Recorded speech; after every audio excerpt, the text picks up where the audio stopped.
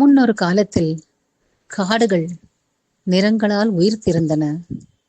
பசுமையான இலைகளும் வண்ணமயமான மலர்களும் சூரிய ஒளியில் சிறிய வானவில்லாக மின்னிய ஆயிரக்கணக்கான ஜோடி சிறகுகளும்.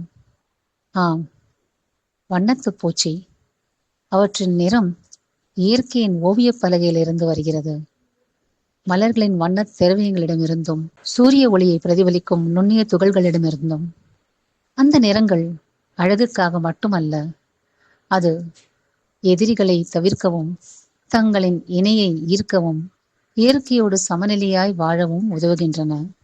இரவு பொழுதில் அவற்றின் நிறங்கள் தூங்குகின்றன, அழிந்து விடுவதில்லை. காலையில் முதல் ஒளியுடன் மீண்டும் விழித்தெழுவதற்காக காத்திருக்கின்றன. காடுகள் அழிந்து ஒளி மறைந்து போகும் பொழுது அவற்றின் சிறகுகளும் மங்கிவிடுகின்றன. ஏனென்றால் அவற்றின் சிறகுகளுக்கு வர்ணம் பூசிய உலகமே அழிந்து விடுகிறது.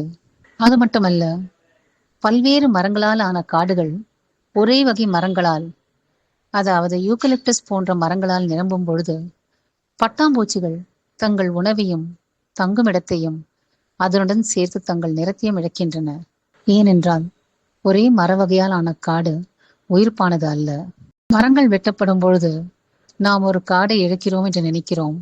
ஆனால் நாம் இழப்பது காட்டை மட்டுமல்ல, வாழ்க்கையின் நிறத்தையே இழக்கிறோம்.